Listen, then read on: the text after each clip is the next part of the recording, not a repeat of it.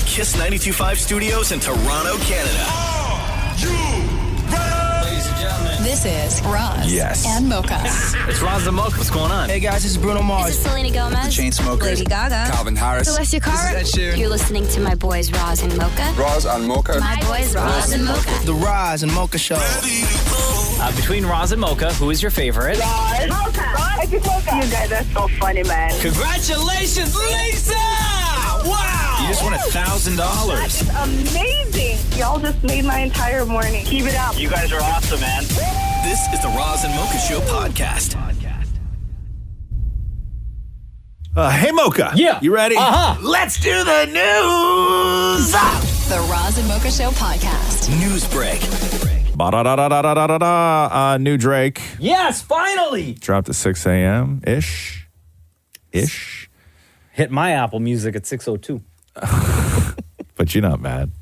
You were for 2 minutes, though. I was. I'm actually kind of mad that I have to work now because I want to listen to the album. And I can't. Who wants to talk me through this? I'll talk you through it. Shem, yeah. Okay, cool. So let me go through the first record on the album is called Virginia Beach, and when he revealed the track list last night, many people assumed it was going to be a diss to Pusha T. Virginia Beach being where Pusha T is from. Okay, I gotcha. It is who he's previously had numerous beefs with. Yeah. Pusha T is the one who announced to the world that Drake had a secret child. Correct. Right. And here's a little bit of Virginia Beach. It making me tweet, and it'll stay in a week. She pretty but ghetto, pretty but rough, just like Virginia Beach. I wanna get back to the days that you love me for nothing but what you could see. You bust down a Jubilee, I swatted and made you go factory. Oh, so not like a diss There is record, no then. diss to Pusha T on that record at all. All right, But he samples Frank Ocean, good record. Okay, what else? What else you got there? I think you got Fear of Heights there. No, I have one called First Person Shooter. Oh, yes. This one is with rapper J. Cole. It's getting probably the most buzz online right now. First person shooter mode. We turning your son to a funeral.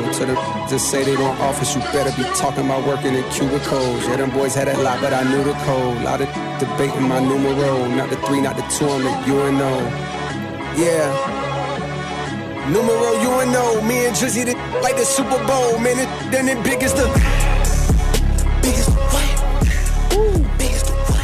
Okay. J. Cole and Drake have teamed up before. Incredible record. Give me one more. What do you got the Bad Bunny record there? Oh, Bad Bunny, the wrestler. Oh, this one is called Gently. I need you to listen to this through. Okay. Just listen to it through.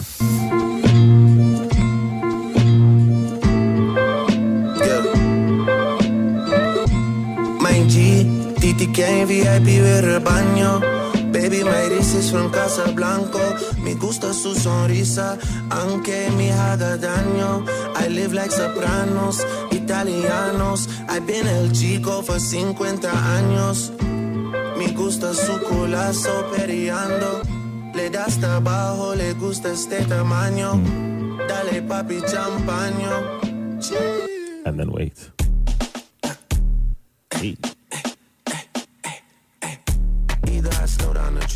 Oh boy, why does it sound so terrible? It's production by ain't the greatest record of Is that how it sounds on the record? Yeah. Is it really? Is it? This is how it sounds on the album? It sounds Oh, I thought it was a speaker. like distorted like this? sounds super distorted. Yeah. I'll get a sure? that time. Yeah. Whoa.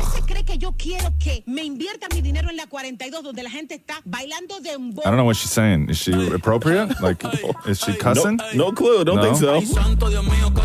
All right. So My favorite there you record on go. the album so For all the dogs, Drake out now. Oof. He's got 2 sold out shows this weekend too. Night 1 tonight, Scotiabank Arena. Tomorrow night, same venue. Do you think someone's going to get a free purse at tonight's show? Something's gonna happen? Because he always hands out Birkin bags. Crazy. I'd sell And it. money. I'd sell it. Oh, me too. Yeah. You can't sell a Birkin. Those are hard to come by. Yeah, that's why you Second, sell that's them. why you sell it. Didn't you get a Birkin at Winners? What's your lunch bag? The Birkin bag. It's a Bugatti lunch bag. Oh, Bugatti. Big difference. Definitely not a Birkin though. How much did you pay for your Bugatti lunch bag at Winners? It was $45. Let me see this. Hold it up to the camera. I can't see. I don't know that you... It looks real It's fancy. black and That's leather. a lunch bag? Yeah. That's nice. Thanks. I was on a mission to find a leather lunch bag to match my backpack. You know what you should get? You should get a Birkin. I've never. Let me see the backpack. Do you have it with you? Yo, you should go to that Drake concert tonight and hold up a sign. Is that Kate Spade? It is Kate Spade. Girl.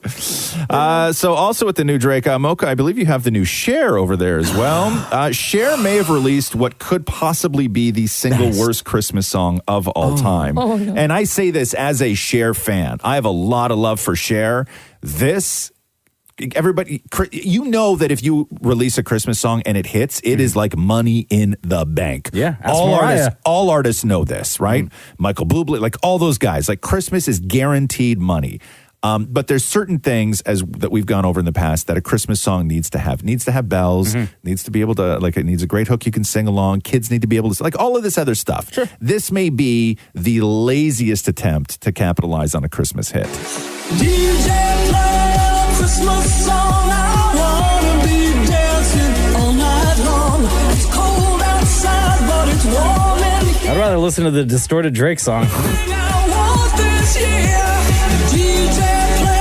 This looks like a Christmas song from the worst Christmas movie, right? Like some guy who's running through the airport.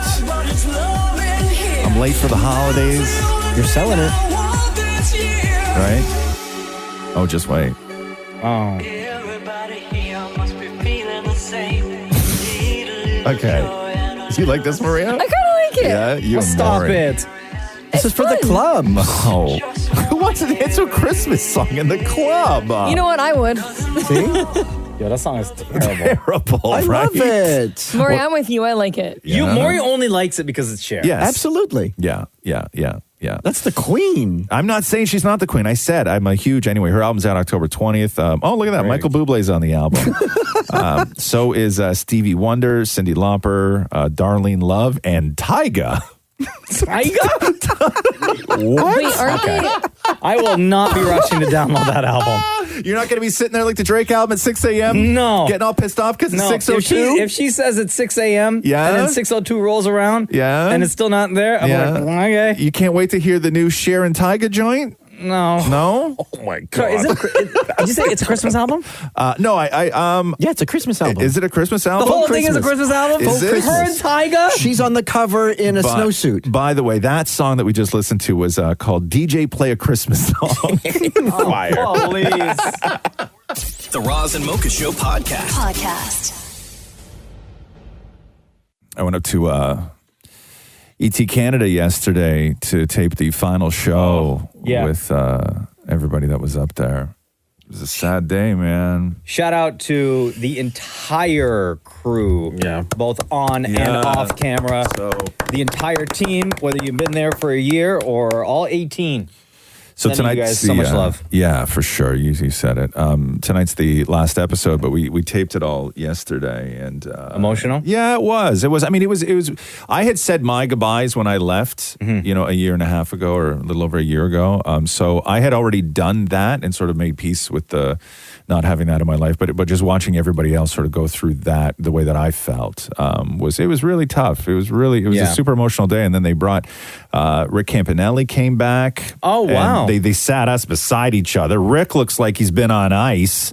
I look like I've been living in the rafters, eating Cheryl's old shoes and drinking makeup remover for a year and a half. Yeah. Like he hasn't changed at all, that guy. So it was fun to get to goof with him. And then we just sort of went through and talked about some of our favorite moments on the show. And then I left before they taped their final goodbye because I was like, this is what you guys are going to go through this. Yeah. And then I did. But yeah, no, it was real. It was a beautiful day. It was a really, really beautiful day. So check that out tonight on ET Canada. Last show. I know people say that, I'm going to take a break from music, like after they drop a new album. For All the Dogs is available now everywhere, by the way. Yeah, but this is Drake talking about taking a break, but like it seems super legit. But I probably won't make music for a little bit. I'm going to be real with you. I need to focus on my health first and foremost, and I'll talk about that soon enough. I want people to be healthy in life, and I've been having the craziest problems for years with my stomach. I'll just say what it is. Now I'm saying I was going to say it. I'll say it. So I need to focus on my health, and I need to get right. Damn. So what's going on with his stomach? I don't know. Really the first I've heard about him talking about his stomach and having stomach issues. Yeah. Kind of crazy. Huh. Yeah. That seems legit. Like Yeah. when Totally, when somebody says they're taking a break like that, you got to kind of believe them, right? Yeah. By the way, shout out to Drake. That new album is out right now everywhere. He is currently trending number 1 on X, formerly Twitter. I'm just going to call it Twitter. Everyone's loving the album. And happy that Drake is back. Cannot wait to listen to that album all weekend. So the industry minister, Francois Félix Champagne, What now? said yesterday that all the grocery stores in Canada were going to soon start to offer discount price freezes and price matching as a way to stabilize grocery prices. Okay. It's such a terrible... We're not... No, because the problem is that they haul all the people who own the grocery stores in there and they're like, fix this. Yeah. But you can't be fixed unless you also bring in the distributors, the truck drivers, the people who move the food, the people who grow the food, the people who originally sell the food. Like, you can't just say to the end people, don't make money, when that's a conversation that everybody needs to be a part of. They couldn't all sync their calendars up for the same day. You think that's what it was? Yeah, for the meeting. Sorry, I'm busy. Yeah.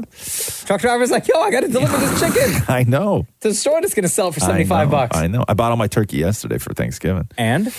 Yeah, it was good. Yeah, No, very happy with it. Very happy with it. Were you happy with the price? Yeah, I mean, listen, it's Thanksgiving. I expect to spend a lot, right? So to be honest with you, I didn't even look at the price. Wish I had that. But flex on, Ross. Okay. No, stop. No, because I don't buy a whole turkey. I just buy pieces, right? So yeah, I didn't look. Because the whole turkey's not good enough. No, it's you only not buy the good pieces. No, that's not what I'm saying at all. No. I'll enjoy my chicken noodle soup this weekend. Yeah. Wow. Listen. Okay. 1 bowl, 3 spoons, by the way. Okay. I've also noticed that carrots have gotten huge. I don't know if you guys have noticed this in the grocery store. Carrots have gotten very large. Very large. Have you noticed this, Maria? I know why. Why? Because apparently if you eat a lot of carrots, your skin will basically tan itself. That's been the trend on TikTok. I'm not kidding. I might start eating more carrots. Are we I want having to two be different tanned. conversations? Yeah. So are you saying that farmers are trying to grow bigger Not because carrots? of Thanksgiving, for because our girls are skin? eating carrots. Yeah, I'm dead serious. Wait, so I thought that's what you were leading at. Sorry. This is great. Forget everything else. Let's talk about this. I said, has anybody else noticed that carrots are getting huge? Yeah. And you said, yes, because on TikTok, they tan your skin. Oh, Sorry, I you thought meant you meant huge as in popularity? Yeah. Oh. Yeah. Sorry. I cannot wait to see the comments on this video.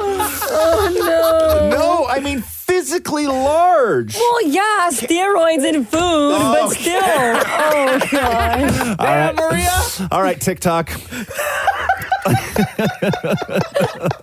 I misinterpreted this whole That was conversation. amazing. Oops. Oh my God. Anyways. Anyway, carrots are huge. They're huge. The Roz and Mocha Show podcast. Israel said today that it has reclaimed control over the Gaza border, pounding the area with its fiercest airstrike in the 75-year history of the conflict. I watch a lot of BBC News over the weekend, man. Oh, my God. So sad. I couldn't stop watching. It was devastating. Hamas has threatened to execute a captive for each rocket launched without prior warning from Israel. Israel's called up hundreds of thousands of reservists and placed the Gaza Strip, crowded by more than 2.3 million people under a total siege, cutting off food, water, and power. Israel said the death toll from the Hamas attack has now climbed to 900 people, most of whom were civilians, including the 200 that were killed at a rave. I don't know if you saw that. I saw was it the one with the girl? Yeah. So I didn't watch. It was a rave in the desert, and that's. I didn't where watch the they video. sort of- I saw the headline on TMZ, and it was like, "Click It was a here to dance watch a party. video." Yeah. I was like, "Nah, I'm not watching that," because it said like kidnapped and then killed. Well, yeah, there's a whole bunch was of different stories. Like there's a lot of different stories. And then the families are just like identifying, because the one girl was German, and like I guess like her friends identified her. She was the one in the back of the truck. Don't watch that video because they saw her tattoo on her leg. Oh my God! Right, Yeah, and yeah, so like yeah, her mom did like a video, and no, Netanyahu vowed Israel would launch a revenge attack on Hamas, quote, like never before, saying at the end of the war, all our enemies will know it was a terrible mistake to attack Israel. He added, what we will do to our enemy over the next few days will echo for generations. Any place from which Hamas operates will turn to rubble. There were pro-Palestinian rallies all over the world over the weekend, as well as one massive rally and vigil in Toronto for Israel up in north of the city. Were you guys talking about this at Thanksgiving more? It was also Simchat Torah over the weekend. Yeah. So it was a holy day when this all went down. And I Zoomed with family in Israel and friends in Israel that are in some kibbutz and stuff, and just to make sure everyone was okay. And then I Zoomed with Susie, and we did the mourner's Kaddish, which is the prayer you say for the dead. Right. So where are your people in Israel right now? How close to all of this? Not that close, but just you always want to reach out to make sure that. Oh my God! Of everyone's course. Yeah. Damn. Yeah, it is. I just and normally I don't sit and I watch this stuff, but I just for some reason, man, I just couldn't stop watching. Like it's so because part of it is too. It's like this long ass history that is so bloody complicated. The Roz and Mocha Show podcast. So John Oliver is back because all the late night shows are back. And one thing that John Oliver does great is whenever there's a sort of big story, his people will go and compile all the boneheaded reports from local news. And they put this one together, which is people, for whatever reason, thinking that the Taylor Swift-Travis Kelce relationship there's a conspiracy theory behind it. Listen to this. Okay, the big question is, are Taylor Swift and Travis Kelce dating? It just makes you think, is there something else going on? Is anything really a coincidence these days? Is there anything accidental? There's a conspiracy involved here. This is all a cover-up to conceal Taylor's true boyfriend, who she wants to keep private. We're getting ready for Taylor Swift's 1989 re-release. The theme for this album is the color red. Travis Kelce plays for the Chiefs. They are a big red team. He was also born in 1989. This is just a promotional tool. It rose all the way to the White House, though. The White House press secretary was even asked about the potential romance. Does President Biden think it's real? In the vernacular of the National Security Council, I can neither confirm nor deny those reports. Oh, that's great. That's great. One conspiracy theory that does sort of make sense, although I think it's more circumstantial and convenient than actual fact. But it was only a month ago where Taylor Swift was getting ripped during her concert for her carbon footprint because of remember the story of the amount of flights she took, because no matter where she was in America after the concert, she would fly home to Nashville, and it was like a ton of flights. Like it was she wanted to sleep in her own bed. It was an incredible. She wanted to sleep in her own bed, exactly, right? So that was the big story. Taylor Swift and her private jet. Now, what happens when you Google Taylor Swift jets? I don't know. Only that game. Which game? The Jets game. Oh, really? That's the only thing that comes up now. Is Taylor Swift at the Jets game? There's no more. So all they scrubbed everything? But it's just been pushed so far down because Taylor Swift, that game, they showed her 17 times. It was the biggest story in the world. Yeah. So now when you Google Taylor Swift Jets, the only stuff that comes up is Taylor Swift at the New York Jets game. Did you see over the weekend, Travis showed up at a game wearing the same fabric as Taylor Swift's drapes? Same fabric? What is she making them like? It was the same fabric as her drapes. The Sound of Music? when the house lady made the clothes for the kids so they could finally go outside and play? It was the same crushed velvet color. I watched the game on Sunday. Yeah. And they're saying because Taylor Swift wasn't there. Right. And Travis Kelce actually got injured. I think it was in the second or the third quarter. Yeah. Right? His ankle gave out on him on the field. Yeah. And he walks off the field and he takes his helmet off and throws it on the ground. And people were like, oh, the Taylor Swift curse has started because she wasn't at the game. And they still found a way to interject some sort of Taylor Swift reference during the game. Yes, of course. Where they were talking about like throws and touchdowns and passes, whatever. And it was between Mahomes and Travis Kelce, right? And it said Patrick Mahomes, Travis Kelce, and then underneath in big bold letters, love story. Right. Yes. I was like, God, she's not even there. My favorite out of those conspiracy theories is the one that said that Taylor has a other boyfriend, and this is just a smokescreen. Well, who would that guy be? Where she's like, hey, I want to try and keep our relationship quiet, so what I'm going to do is pretend to date a 6'6" Viking. Yeah. It has right? Like just a total stud. It has to be like Shaquille O'Neal. Like, and it would have to be. Right? There is nobody, maybe. Like, who's left? Oh God! Like maybe Liam Hemsworth would be okay. Like I'm just trying to think of who would be okay with like that. Chris Hemsworth? One of them guys? Like Chris Hemsworth or something like that. Like it would have to be somebody like Jason that. Momoa? Jason Momoa. Yeah, thank you. good one. That's like a good Taylor one. Swift would have to be with Jason Momoa in order to use. He would be cool using Travis Kelce as a smoke You're like, screen. go ahead, baby. Do your thing. Do your thing. I got no problem with that. Do either of you See you watch the Monday. documentary on Amazon that's now like the biggest documentary about Travis's brother? No. It's called Kelsey. Oh, no. I'm not interested in the brother. Neither is Taylor Swift. No. The Roz and Mocha Show podcast. Man, the Pet Shop Boys got beef with Drake. Pet Shop Boys? The Pet Shop Boys. What? 80s, sort of, I guess, new wave-ish band. We used to call that prep back then. I don't know what they call it today. So I guess on one of Drake's tracks off his new album, he doesn't sample a Pet Shop Boys song. He just straight up sings their lyrics. So here is Drake from All the Parties. In this 6-side town, a dead-end world, the East End boys and West End girls. Yeah. East End boys and West End girls. Hey. And then here is West End Girls from the Pet Shop Boys. West End town, a dead end world. The East End boys and West End girls. In a West End town, a dead end world. The East End boys and West End girls. West End girls. Not for me. So they tweeted out, surprising to hear Drake singing the chorus for West End Girls in the track All the Parties on his new album with no credit given or permission requested. So I guess they're Maybe mad they at that. did. And Pet Shop Boys just don't know. Maybe they did. I think that Drake's just at the point now of where he's like, why bother?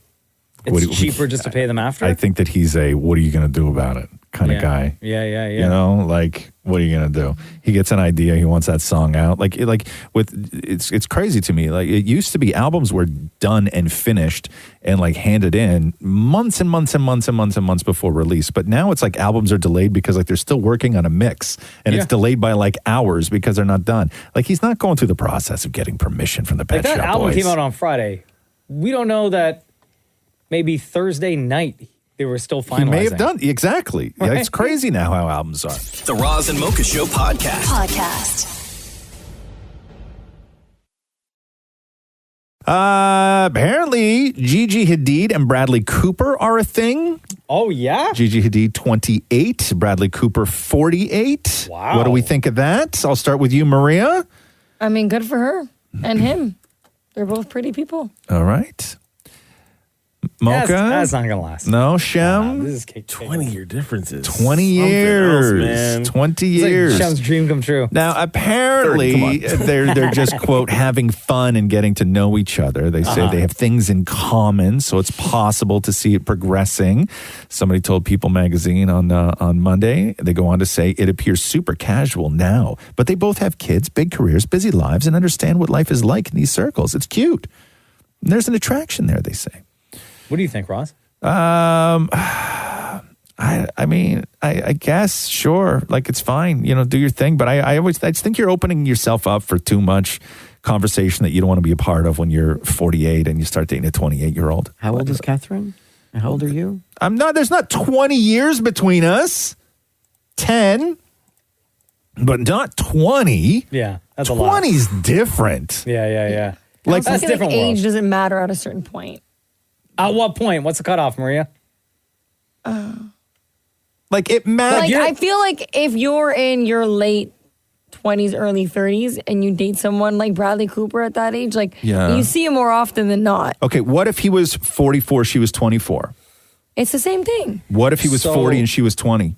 Okay, no. Okay, so there. Above like 26, I think that's because you're still a child at 24. Right. Yes. Not like a grown-ass woman like Right. you right now, right, Maria? Yes, I'm 27? grown. I am grown. Yeah. There we go with that. The Roz and Mocha Show podcast. Hey, did you watch Loki at all? I did. You did. I loved it. Yeah, it's great. Oh, what a that's good just episode. So great, second season great of show. Loki did huge numbers, according to internal viewing data over at Disney. 3 days, 10.9 million people globally. It's amazing. The writing on it is watched incredible. Loki. They've also announced over on Netflix that The Crown will be split into 2 parts for its final season. November 16th will be 2 episodes, and then 6 episodes will follow, airing on December 14th. So there you go with that. What era of Diana dying? royal family? Oh, okay. Diana, yeah, it's the Diana accident with the death and everything else. That's Did going to that be happen? their final That season. didn't happen yet, right? No, on the no, show? no. Because we talked about it recently. Maybe they filmed it. They were filming it. Yeah, Oh, okay. yeah. It'll Hey, go up to 2005. is that where they wrap it? 2005. Have you watched Gen V yet? No. On Prime Video. Is that good? Do you watch The Boys? No. Oh, you didn't watch The Boys? No, but I saw the trailer for Gen V. Bro. So I know it's from that world, right? Did you watch Gen V, Shem? It's so good. It's so good. Do you watch The Boys? Do you watch The Boys? Absolutely. Yeah, okay. Oh, yeah. Bro, Gen V is so out there that I can't even like put into words. So it's like The Boys, which is a raunchy show about superheroes, right? The trailer that I watched, it was a lot of blood. Oh, one girl's power is only blood. Oh, that's what it was. Yes, her power is only blood. Like it's a blood power. It's crazy. But then there's another girl who goes real small, right? And of course, they're college co-eds, you know, all messing around and stuff like that. You know what I mean? Right? I won't watch The Boys. Well, why? Because I auditioned for a part and I didn't get it. So it's Maury, if you based a boycott on things you didn't get in life, you would have nothing. I'd have you. Hardly. Hardly. The Roz and Mocha Show podcast. Josh Gad is speaking out after he received a ton of backlash and hate over the weekend regarding the Hamas attacks on Israel. He said, there's something I have to say because it's really making me curious as to where we are as a society. He wrote this on Threads, by the way. That's the first time I've ever read that a celebrity wrote something on Threads. Yo, it's the big thing. Yesterday, I in the world, he says, watched as terrorist organization massacred 600 innocent humans and took children and families hostage. I posted a message of heartbreak and shock. I, who have always been critical of the Israeli government and its pattern of occupation and their attacks on innocent Gazans, was personally attacked, shamed, and unfollowed and threatened. And then he went through to post some of the things that people had said to him in response, which were just like, oh my God. Brutal. Like just brutal. So it's always sad when people go in on Olaf. You know what I mean? Right? I saw Kylie Jenner posted something And on the then weekend deleted and then it, had to delete. Yeah. And a lot of people did delete it. What's that woman's name? Jamie Lee Curtis? Jamie Lee Curtis. But no, there's another woman, Mia Khalifa. I think she's got some deal with Playboy. She's like a social media, whatever. She posted something like, can you tell the freedom fighters to turn their phones horizontally for me? So she could, I guess, see it better. And then Playboy released a thing. They basically fired her in a tweet. They were like, we're taking down all your stuff, like everything, your whole feed, all your revenue streams, everything. Like you're just gone. Like Twitter was a disgusting place over the weekend, man. Oh my God. The Roz and Mocha Show podcast. It's interesting when somebody tries to make a joke and then they have to walk it back while they're still telling the joke. So Jenna Bush Hager on Jenna and Hoda, right? So they're doing this story on how guys who read are sexy. Like this is how far we've fallen as a society, where like the new hot thing is a man who reads. It is, by the way. Right? And so she makes a joke about having an affair, and then you can just see it on her face where like she starts walking it back while they're still joking. Like it's such an uncomfortable exchange. So here's Jenna and Hoda. A recent Bustle article caught our attention. The title is "The Thirstiest Thing a Man Can Do Is Read." So according to That's so you. it's true, right? It's hot. It is hot. It's like Thirsty. I'm just reading. I'm dehydrated when a man takes out a book. You love it. Yeah, like- What does it tell you? Okay, you see a man with a book sitting on a park bench in Central Park reading. What is the first thing that you're thinking right I mean, now? eyeglasses. Yeah. They have a little eyeglass. Yeah, a little eyeglass. too. You're in that. Just sitting reading. And Lost and in if it. they're reading something I Like what? respect. Oh, now we're getting down that road. I mean, that could be a means for an affair. I'm just kidding. I would never do that. But I would never. Henry and I are very happy. And he reads. Oh my God. He does read. Why do you act like, why are you defensive? Because I'm not, because I shouldn't have said that. But I you went just too far. did. But anyway, okay. In nature reading gives you extra points. Wait, so if you're in the park reading. In nature Outside. plus glasses plus book that I approve of. Plus book that I approve of. Look, Sean adjusting his glasses. You better not be reaching for a book right now, Sean. I was legit looking. What can I read? What can I read? The Roz and Mocha Show podcast. John Cena was doing a press conference at WWE Fastlane. Oh my God! And getting called out for being a hypocrite. And it's a really interesting answer he gives. So back in 2012, when The Rock sort of ditched wrestling to go and become Dwayne Johnson, the super Hollywood A-list actor, make $1 billion.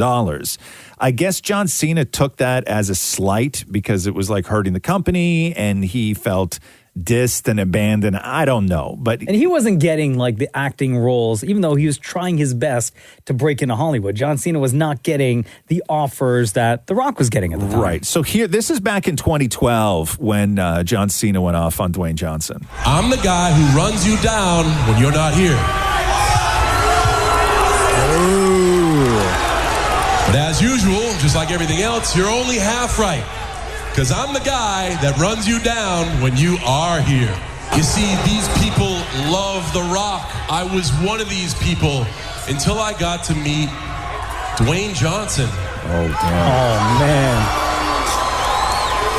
Dwayne Johnson is a self-centered, egotistical, see-through son of a that wouldn't give a rat's ass if this company closed its doors tomorrow. Oh, so that's when Dwayne left for Hollywood. And as we know now, John Cena is all Hollywood. Yeah. Right? So here is John Cena at the WWE Fastlane press conference. When you feuded with The Rock, yes, you stated that the reason you were upset with him was because he left for Hollywood. Yes.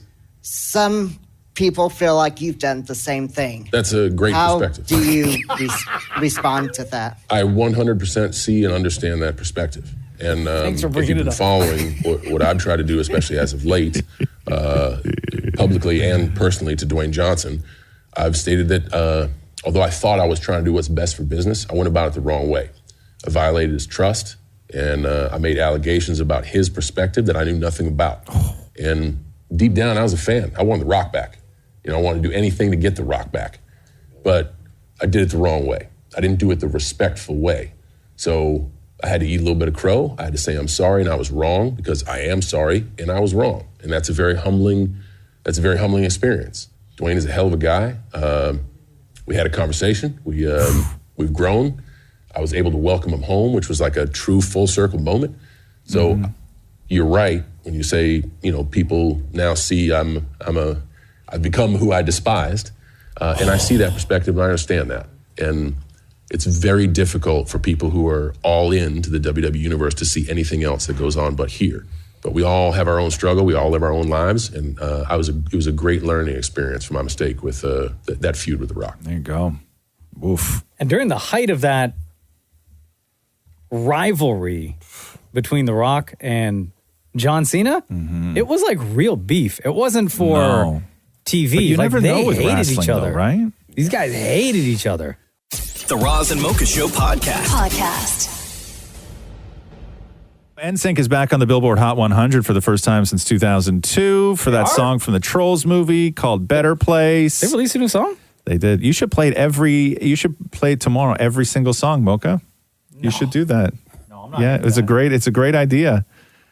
Why would you even say that? Why? I'm not. Yeah. No, that's a terrible idea. Why? Have we even played this? I don't think we played that song. Yeah. Oh, how fast we forget. When did they? When did they release the track? Not that long ago. I believe it was last week where you played. We did an entire show where it was last Friday. The only song you played was us. Yes, it was us. No. Yes, it was. You got a bad memory. No, I do not. Everybody knows it. Nope. Anyway, it debuted at number 25, Mocha. Congratulations, NSYNC. I hope people play your new song. That's incredible. The Roz and Mocha Show podcast. Some of the bombshells from Julia Fox's memoir called Down the Drain. She talks about Kanye. Never calls him Kanye, though. She only ever refers to him as the artist.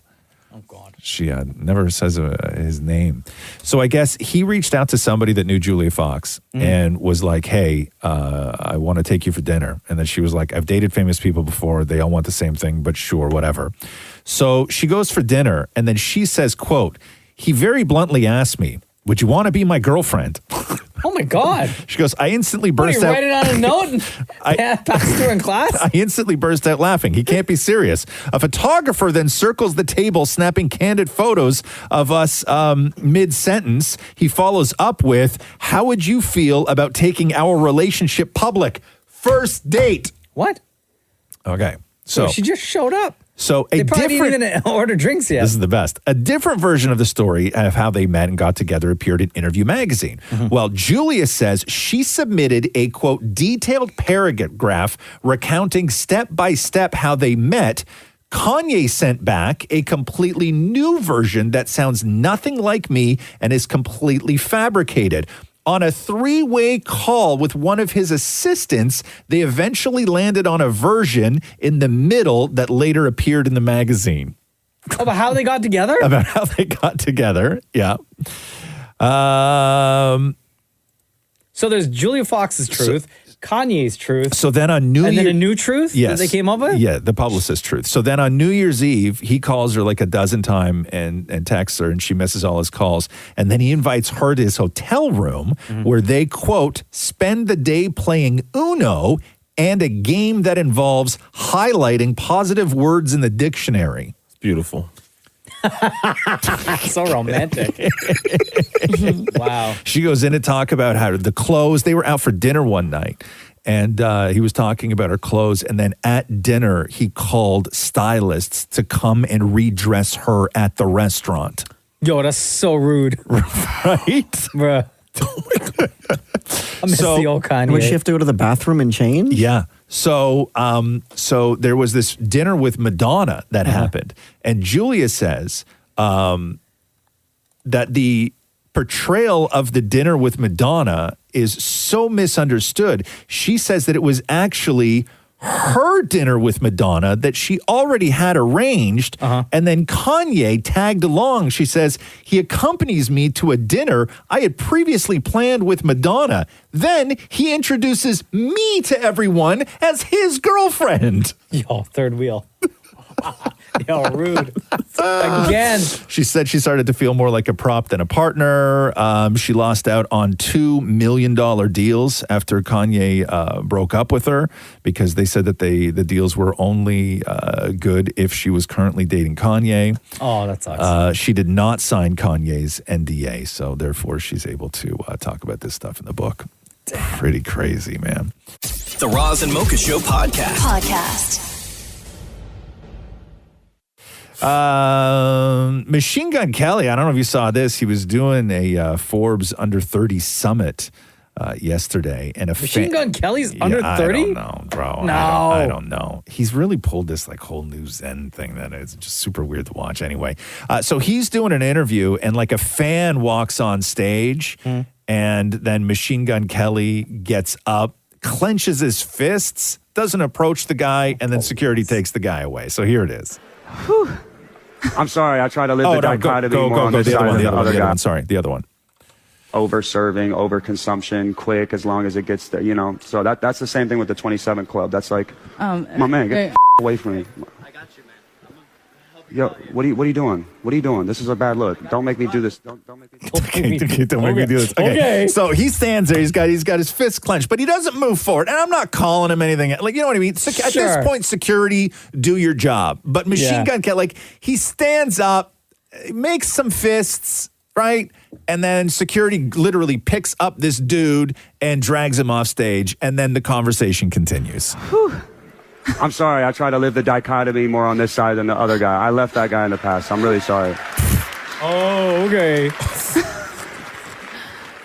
But here's what I would like to say, and I do apologize for my primal reaction, but this is, okay. You handled that amazingly, by the way.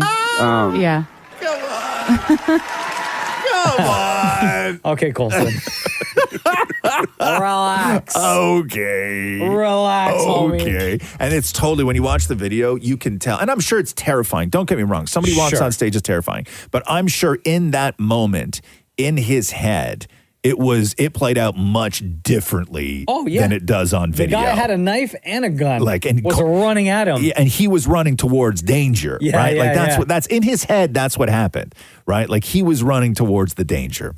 But anyway. He clenched his fist like the Arthur You got to meme. see the video. Have you not seen the video? No. Hold on, let me send you the video. You got to watch this real quick. It's not the Arthur meme? I love that meme so much. Okay, hold on here. I'm mad, guys. The Arthur meme. Come at me, bro.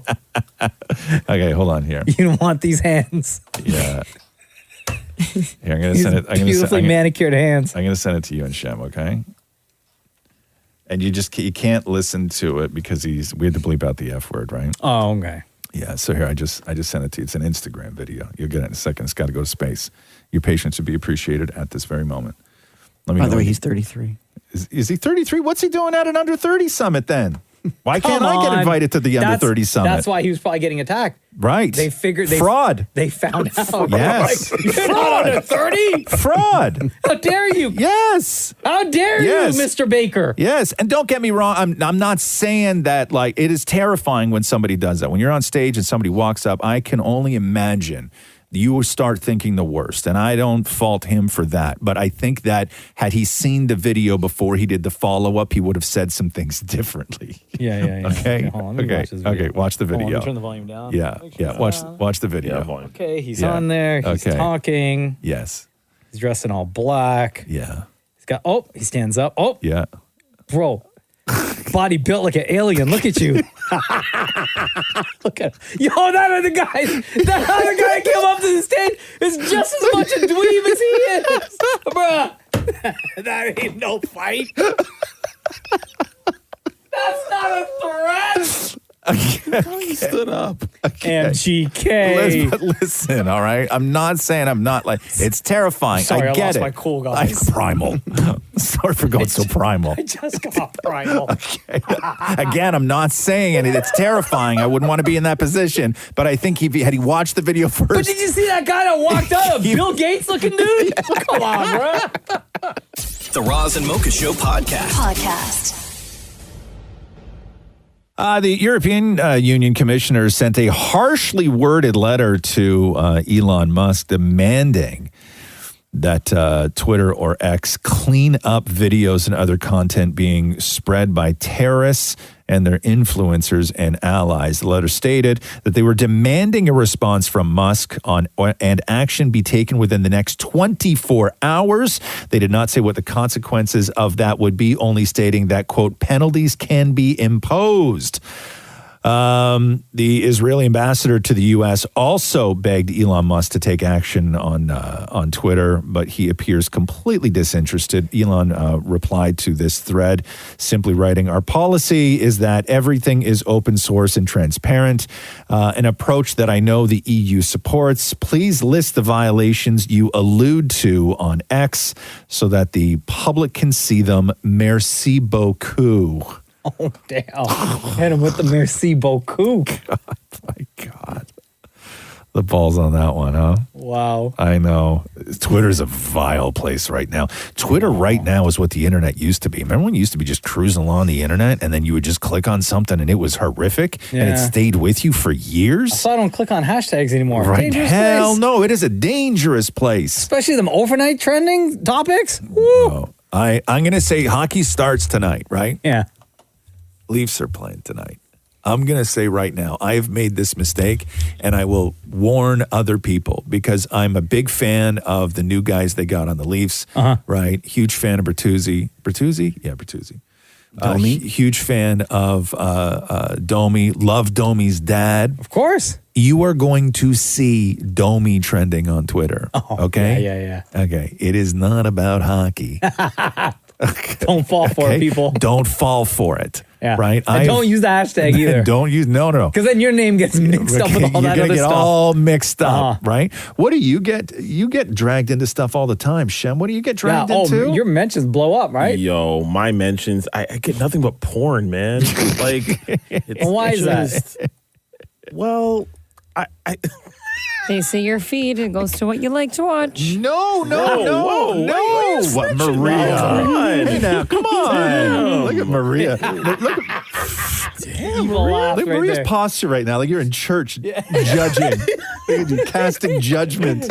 Whatever, Chef. Yo, we're an all-inclusive show. Okay. You like what you like, dog. Yeah, don't worry about it. We don't judge. We support. We love you, bro. We love you. I appreciate that. Don't forget the Lord's watching, guys. We got you. You don't worry. Pete Davidson hosted.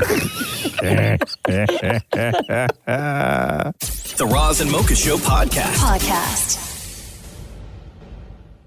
Pete Davidson finally getting to host at Saturday Night Live. This Saturday, he was on with Fallon last night talking about, I don't know, just play it. Yeah, so I started collecting VHSs that were Here we sealed go. in the box like 3 years ago because I was really high one night and I thought, because listen to this, guys.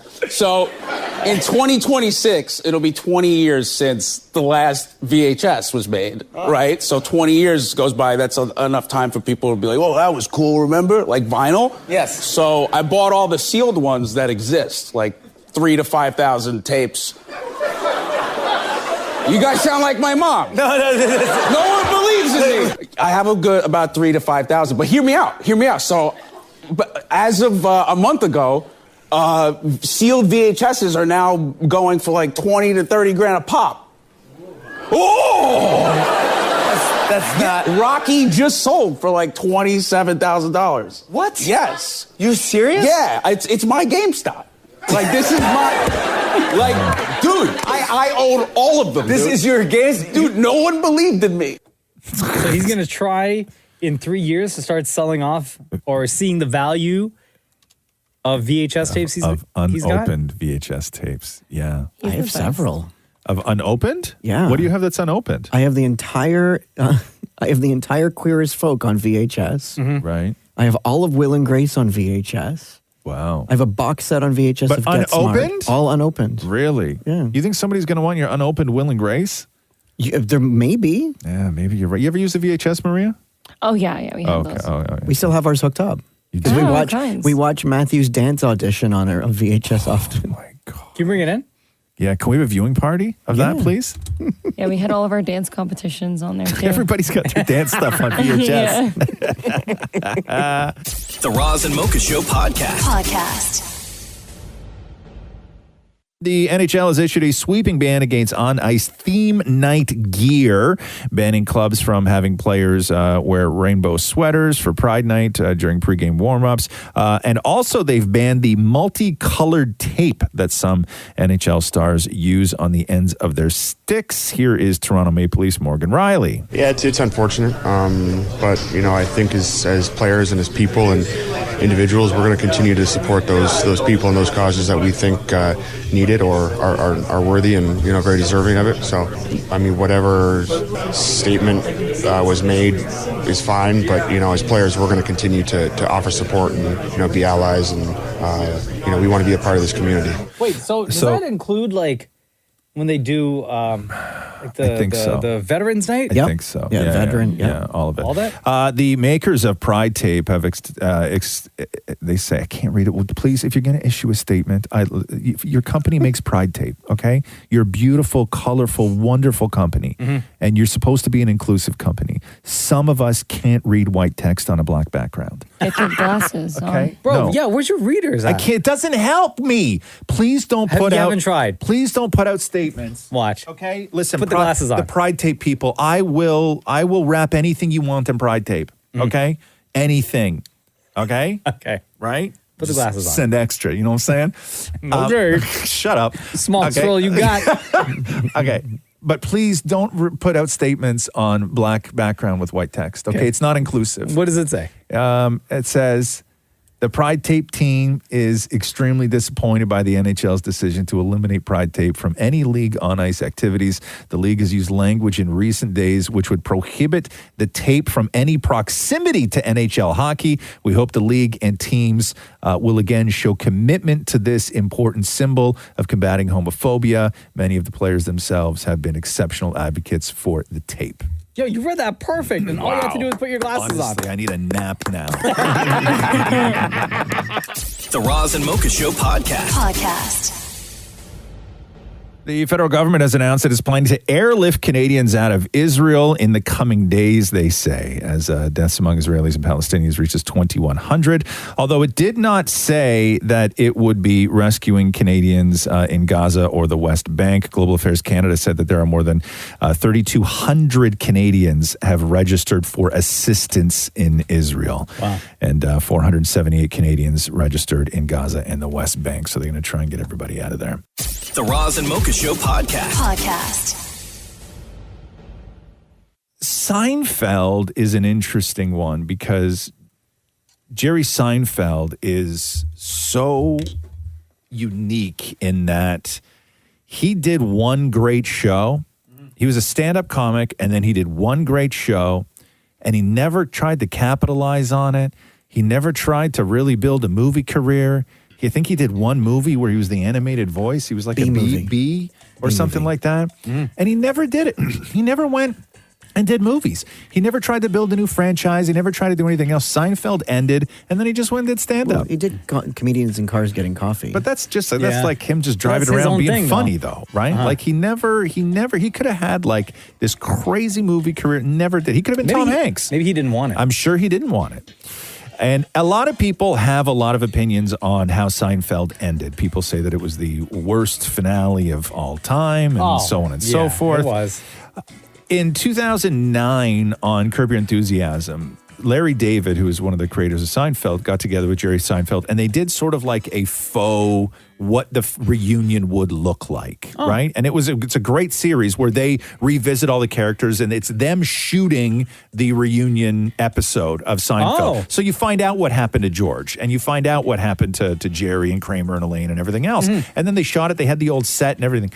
So a lot of people still very, though, unhappy with how Seinfeld ended. And at the end of his concert in his stand-up gig in Boston over the weekend, Jerry does a Q&A at the end. And a fan asked if he was happy with the way Seinfeld ended. But listen to Jerry's response. Did I like what?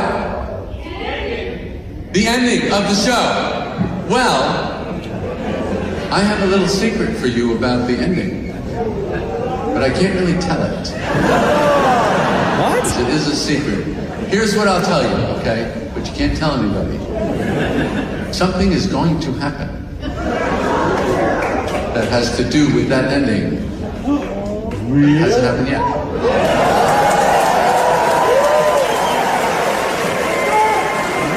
And just what you are thinking about, Larry and I have also been thinking about. So you'll see. So what are they going to do? Are they going to do a round table with the original cast and play it out where each person gets to say how they think the show should have ended? But is that what you're thinking? Because I don't think when he says, I know what you're thinking, and we're thinking the same thing. I don't think people are thinking they're getting together and doing a roundtable discussion. I think they're thinking a new episode. I think new final episode? More on Curb Your Enthusiasm. You think so? Absolutely. Yeah. I also think that question was planted for that. Right. Oh, yeah. You could be right about that too. Like, do you think we'll get another reunion on Curb? Absolutely. You think so? Yeah. Or they all talk about it? Or what? Super Bowl commercial. Because they did a Super Bowl commercial with just Jerry and George. Now maybe part 2's coming up. Yeah, I don't know. But anyway, so there's probably more Seinfeld happening, which is kind of cool. The Roz and Mocha Show podcast. Jason Momoa, apparently, according to the therapist notes from Amber Heard, she claimed that Jason Momoa would show up drunk on set, to Aquaman dressed as Johnny Depp to torment her and kept trying to get her fired. No. But then everybody else was like, listen, he drinks beer. He never showed up drunk, and he always dresses like a boho. Like, he wasn't dressing like Johnny Depp. And then apparently when they did try to fire her, Amber Heard's boyfriend at the time, Elon Musk, sent a letter to Warner Brothers saying that if you fire Amber Heard, I will, quote, burn the house down. Wow. So that's why she got to stay on Aquaman. But to everybody, James, like the director and Jason Momoa, apparently everybody, according to Amber Heard, everybody wanted her fired. If you watch the latest trailer for Aquaman, Aquaman 2, Amber Heard is seen in like a split second. Yeah. Like they caught her way out of that movie. Apparently there was a no selfie policy with Amber Heard on set, meaning anybody who was working on that movie couldn't take a selfie with her because they didn't want the heat if they posted it. Gotcha. Right? Yeah. And they also announced that it's official. Ben Affleck, Henry Cavill, Gal Gadot, and Ezra Miller are all out. None of them will be coming back to reprise their roles in the DC universe, but Jason Momoa will be back, but not as Aquaman. He will apparently be back as Lobo. So he's going to be playing a new character in the DC universe, not Aquaman. He'll be playing Lobo. Oh, that's so weird. Super weird. What a mess that DC universe is. Exactly. The Roz and Mocha Show podcast. Britney Spears' memoir is coming out soon. We all know that. But she is apparently, when it comes to the audio version, only reading a small portion of the book. So sources tell TMZ that she did a few voiceovers for it, but she didn't want to read any of the chapters having to do with her family, and presumably much of the book was going to cover that topic. Originally, they had reached out to Reese Witherspoon to read the book. Reese said no because she wasn't available, which all of this just goes to tell me that Britney Spears has still not read her own book. What a disaster. She hasn't read a word of this thing. So she has no idea. She didn't write it. She didn't read it. Oh, no fact checking whatsoever. I'm sure. No, they sat with her for a very long time. No, I know, I'm but sure. still, like she could have said something. Our that they lawyers all took care of it. Like And if she would have gone through and said, well, what I actually mean when you wrote this in the book, what I actually meant was. I'm sure she got chapters, and I'm sure she had somebody read through them for her, and they went through all of that stuff. Like, I don't think she's going to be surprised or think that she's misquoted anyway, because even if you do feel that way, she wouldn't be able to come out and say it. Yeah. But she didn't write this. So I don't know, and I really don't know if Britney will ever read her book. Do you think she'll listen to it? No, I don't think so. So who's going to read the other part of the book? I don't know. They found somebody. Are they even going to do an audiobook? Yeah, they are definitely. Yeah, because they make money off that, right? They are definitely. So it's going to be like one voice, and then parts of it are going to be Britney? I think Britney may probably wind up doing the introduction and then hand it off to some actor who does voice stuff. But it won't be Reese Witherspoon. The big rumor was that it was Reese Witherspoon, but it's not going to be Reese Witherspoon. Which sucks because I think that'd be kind of good. I love her. The Roz and Mocha Show podcast. Kesha got dumped, she says, for the very first time. TikTok, and you know, right? What happened? I don't know. Who's she even dating? I don't know. Wait, she was dumped like in a relationship or dumped in a record label? relationship. Oh, poor girl. So here she is. She was doing an interview with Cosmo where she was judging people's dating profiles, and she had this to say. I have no idea why anyone's asking me. I just got dumped for the first time in my life. Can you believe it? We're all f***ed. I was just making my profile as I was driving here. Tinder, in fairness, never used it. It seems like where you go to like get laid. That's a get laid app. Hinge and Bumble seem on par. Like there might be like some billionaires lurking in the shadows, but you have to like kind of weed through. Everybody's on Raya. I don't know. I don't with Raya. I'm like on all the other ones. I mostly want a sugar daddy. I just never had one. It sounds really fun. I know that's like anti-feminist of me, but I want one. So DM me. Girl knows what she wants. Laying it all out there, right? Good for her. Laying it all out there. Yeah. Did you find any billionaires on Hinge, Maria, before you hooked up with your boyfriend? No. Okay. No. They weren't any lurking in the shadows? No, they weren't. As Kesha hopes? No, they weren't offering me money in bags, unfortunately. Girl, I got a bark in here for you. Right. The Roz and Mocha Show podcast. Billie Eilish. Who was she doing this interview with, Maury? Oh, she was with Kimmel. Talking about how, I guess they were going over like their feelings towards their older songs. And she has this to say about Bad Guy. Are you hard on yourselves when it comes to like the lyrics and certain songs if you look back on an old song? Yes, for sure. Yes. Is there a song in particular that you look back on that you that makes you uncomfortable? Cringe a little? Yeah. Well, objectively, Bad Guy is like the stupidest song in the world. But it's really good. It's good. Oh my God, don't gas. But it's just like, you have to understand, you have to have like humor in it. Like that song is, I'm trolling. You know what I'm saying? Like that song is like supposed to be goofy, but like, it's just funny because I'm like, it's dumb. It's literally like, duh, like what? Like, what does that mean? I don't know, but it works. This is one of those things. It works. I think you can overthink things sometimes, and you can outsmart yourself, because I'll tell you something. That song comes on in our house, and our kids are just waiting for the duh to come up. Wait, hold on a second. But this... I'm the bad guy. Duh. Like, this is a song to put you on the map, Billie Eilish. Yeah. Why not celebrate it? I don't know. I mean, maybe she didn't say it's bad. She said it's dumb. Oh, okay. Yeah, right? I guess. She didn't say it's a terrible song that she hates and regrets writing and refuses to play live like a lot of other artists do with their older stuff. She just said it's dumb.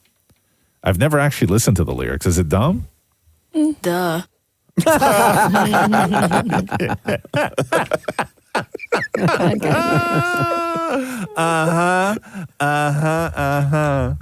Roz and Mocha Show podcast.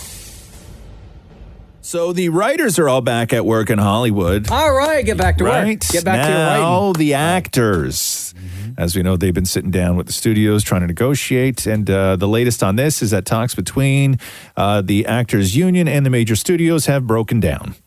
As the Alliance of Motion Picture television producers. Yeah, I'll get to a little bit of it, sort of like what the sticking point is in a second, because they said that the gap between the two sides is now too great. In a statement to members after midnight, the union accused the studios of engaging in bully tactics and said that studios have walked away from the bargaining table after refusing to counter the union's latest offer. The union expressed profound disappointment. So the key stumbling block is that the union's proposal to share in streaming revenue with the studios. So the studios say it would cost $800 million a year.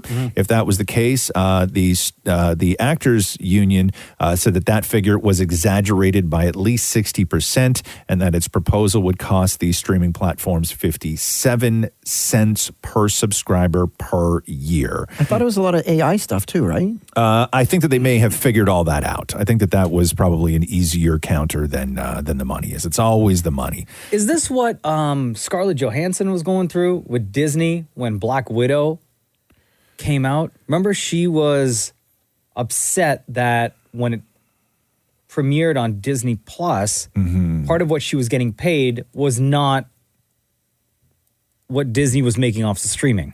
So normally, it was during COVID, right? Yeah. So normally what happens is that if you're a Scarlett Johansson or a Ryan Reynolds or a Tom Hanks, you get points on the back end. So you get points on the profit of a film. So Scarlett Johansson obviously had that in her contract for Black Widow, but they moved Black Widow to streaming. Yep.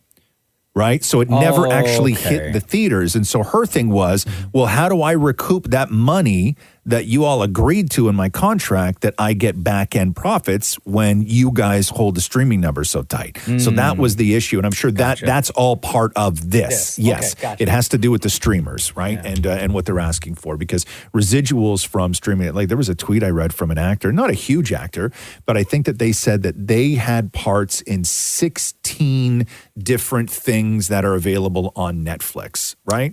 Different episodes of TV shows or a part in a movie or whatever it was. Not a big starring role, but they were in 16 different properties on Netflix. And I think they said that their residual for the month was under $2. That was Billy Porter. He told us that story. No, yeah. no. It was not Billy Porter. Billy Porter's way bigger than this guy was. But yeah, so that's a big part of it, is that the streamers. What about all those actors and actresses that are in those Hallmark like Christmas and fall movies? Yeah. Where it's like the same person in different. Yes. Right? You'll see the same person every single year in like 4 different movies for that year. Yeah. Well, they got those contracts and they just, they shoot a couple of those a year and they're good. Like life is good, right? You make a paycheck. And but when it ends up on streaming. Yeah, I don't know. They got to make money off of that. Do those movies go right? on streaming? I don't know. Yeah, man. I think their own streaming. Yeah, for sure they do. For sure. The Roz and Mocha Show podcast. Toronto Maple Leafs have a brand new goal song, so they got rid of Hall & Oates, if you remember that. Yeah. Get out of here. Come on now. Hit the Here we go. road. Hall & Everybody. Oates. Come on. Woo! What I want, you've got to be. No, I refuse to dance. And now they've switched over to Pursuit of Happiness by Kid Cudi. Yes. This is a goal song. This is an anthem. This is hypeness right here. Of course. I am so happy this is the new goal song. You kidding? That's what I'm talking about, y'all. Mitch Marner, after the Leafs win last night, was asked about the new goal song. Don't tell me he hates it. I just was talking to the guys that I didn't even notice it either. So I heard Austin say he didn't notice it either, but I guess it's Pursuit of Happiness by Kid Cudi, and it's a hell of a song, so I like it. Oh, okay, good. Yay! Big up to the Leafs. That big win over Montreal last night. I was going through some of the other goal songs that they use around the NHL. Yeah. A lot of Philadelphia Flyers use Celtic Invasion, which is also the Becky Lynch intro music in WWE. Fire. Right? Yo, hype. A lot of AC/DC. Calgary Flames use TNT. Yo, I got... Minnesota Wild still use Shout by the Isley Brothers. You know you make me want to shout, right? Yo, I got the perfect song. The perfect song. If the Leafs want to ditch Pursuit of Happiness and they want to play a song go for it. to celebrate a goal, imagine 18,000 plus inside, the hundreds outside watching on the big screen when the Leafs score. We good? No. Why not? Come on. You can't. Bongos? You can't. Why not? You can't. No. This is better than Kid Cudi. It is. I would prefer this. Hold on here. Everyone starts Like twerking. Nevada. Seattle Kraken uses Nirvana, of course. I'm trying to think. Carolina Hurricanes use a song called Rise Up by Petey Pablo. You know who that guy is? Oh, yeah. Rise up. Yeah, they do. That's a wicked song. Yeah, they do. They use that. They use that track. Hold on here. There was another one. Nobody wants to use bongos. No, I don't think anybody wants to use bongos. You dusty assholes need a limb brush. Let me play this. Okay. So Los Angeles Kings. I'm going to play something off my computer. Okay. Yeah. So Los Angeles Kings, like a lot of the stadiums, because I guess they don't want to pay the money. So what they do is they pay a composer to sort of like come up with something. Sure. Right. So there's a composer in Los Angeles, a guy named Fred Curry. So this is the song that he did for LA Kings. It's called Power Ride. Okay. Okay. Hit me. So now remember the original track.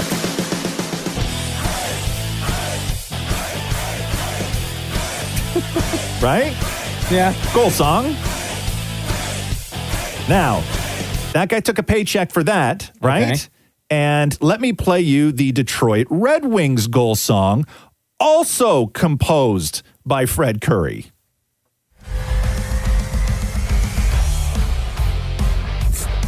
Bro, it's the same song. It's just pitched down. A lower octave. It's the exact same song. And he took a paycheck for this one, too. What you doing, Fred? Smart man. Playing Smart the game man. is what he's doing. Makes that money. The Roz and Mocha Show podcast. Jada Pinkett Smith is at it again. Every now and then she just shows up to ruin Will Smith's life. Again. This is like third week in a row, or fourth, I think. You remember we were talking about how cold that birthday greeting was to Will Smith that she wrote on, where she never used the word love, never used the word, didn't even say happy birthday. The She was truth like, to Pac was better, man. on the date of your birth and this journey we're on full of tears and sad. Like it was the worst happy birthday anybody's ever said about their spouse. Let me play the Jada Pinkett Smith theme song real quick. Definition of entanglement. It's when you're tangling the sheets. So I guess when August Alsina released this song, or it was known that in 2020 she had an entanglement. Yeah.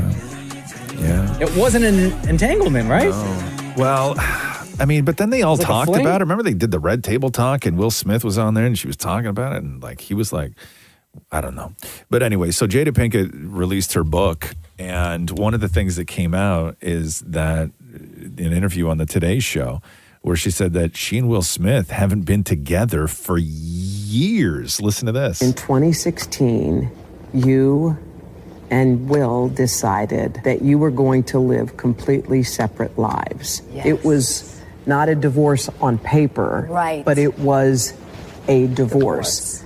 So from the year 2016, which is 7 years ago now, Yes. y'all have been apart. Yeah. So I guess my question is, I feel like you're a straight talker. I am. Wow. Except you're not sometimes. Yeah. So why do that? Like, what was the reason? I think just not being ready yet. Still trying to figure out between the two of us Yeah. how to be in partnership, right? And in regards to how do we present that to people, you know? And we hadn't figured that out. During our walk in Baltimore, Jada reflected on their breakup. Why did the relationship fracture? Oh, why it fractured, that's a lot of things. Yeah. And I think by the time we got to 2016, we were just exhausted with trying. I think we were both kind of still stuck in our fantasy of what we thought the other person should be. Jada says she considered a legal divorce, but could never go through with it. I made a promise that there will never be a reason for us to get a divorce. We will work through whatever. And I just haven't been able to break that promise. But you still live separately. We live separately. She also says in the book that during all of this, when the breakup was happening, she said that Chris Rock called her to try to shoot his shot. No! This is according to Jada. He said, he called me and basically was like, I'd love to take you out. And I was like, what do you mean? And he was like, well, aren't you and Will getting divorced? And I was like, no. She goes on to say, Chris, those are just rumors, and that he was appalled and then profusely apologized. She also says in the book that she thought the Oscar slap was a skit that was part of the show between Will and Chris Rock, and that she says she didn't realize it was real until Will got back to his seat. Oh, my God. Wait, here's my question. Last year, Will Smith released a book. Did he talk about any of this in the book? Nah. He praised Jada and the family and what she means to him. It's probably part of a deal. So, do you think that Jada knew she was writing her memoir and it was like timeline, and she said to him, you can't talk about any of the stuff between us and the separation because that's going to be in my memoir? No, I think that the reins are even tighter. I think that it's understood that he wasn't going to discuss it, and she doesn't have to tell him anything that she's going to discuss. That's how I think that relationship plays out. But there's some great memes like Will being like, keep my wife's name out your mouth. And then there's a shot of Jada where everybody's like, Jada wondering who Will's talking about. Damn, man. That poor guy, dude. I swear to God. I swear. What a household. Took an L, man. What a household. The Roz and Mocha Show podcast. Everybody's going in on Steve Harvey again. Again? Oh, Yeah. Uncle Steve, what happened now? So, brand new picture of Steve Harvey, who's, I guess it was or is. Is this the AI one? No, over in Bahrain. And somebody posted a picture of Steve Harvey with Prince Nasser Al Khalifa. And Prince Nasser is also known as the torture prince for his role in the detention and torture of protesters, opposition activists, and athletes during the 2011 Bahraini uprising. Oh, Uncle Steve. Although they couldn't get him in a British court because anybody who would testify against the torture prince is still imprisoned in Bahrain, and he has diplomatic immunity and all this stuff. But people are like, yo, Steve, what are you doing? And they look like best friends in the picture, too. Oh, yeah, this is not a good look. Bruh. Yo, you need to go on like a long-ass fishing trip. Take a break. Poor Steve Harvey, man. Oh, that sucks. The Roz and Mocha Show podcast. Are you at all interested in hearing what the nerds at NASA had to say about the rock that they found from the asteroid? So they did all the analyzing on it, and so this particular asteroid is like pristine, right? Like this piece that they had. And it's the first time they've ever had anything like this, and they were hoping to figure out and maybe get some answers of the early piece of the days. asteroid, or they got the whole asteroid? A piece of the asteroid, and they were hoping to get some answers about the early days of the solar system, and that they may finally be revealed. So here they are. I don't understand any of what he's saying, but it seems fascinating. It's a feat of engineering, and it's NASA's first ever sample from an asteroid. So, you ready to see the results of the mission? Yes, sir. Right? Take a peek. Oh, listen to this. It's like a WrestleMania crowd. Yes. Here we go. So, the first analysis shows samples that contain abundant water in the form of hydrated clay minerals, and they contain carbon. Yeah. And you could see the carbon there. Oh, I can see all that carbon. As both minerals and organic molecules. Got to be organic, or else. And at nearly 5% carbon by weight, carbon being the central element of life. Yes. A far exceeding our goal of 60 grams. This is the biggest carbon-rich asteroid sample ever returned to Earth. Wow, come on now. Right? Yo, we have reached the pinnacle. We did it. Of science. We did it. And I know that this is very important to them. I get that. Yeah. Right? It's very important to humanity, to our world, to our history, to every single thing that has ever breathed air on this globe. I don't understand one single word that guy just said. But organic. My question is, what now? Well, what do you do with it? Yeah. Let's go to the Now- museum. Now what? The guy has it in his house? Yeah. Or is it like the Stanley Cup where you get to take it home for the weekend? Like all the nerds? Yeah. Right? Yeah. NASA? Like you get it for a week? Yeah. You get it for a week? Like, is it like that now? It's just in glass? You get to bring it to Hooters and stuff with all your friends? Thanks for listening to the Roz and Mocha Show podcast. Catch the guys live Weekday mornings from 6 to 10. on Kiss 92.5 Kiss925.com. or download the Kiss 92.5 app.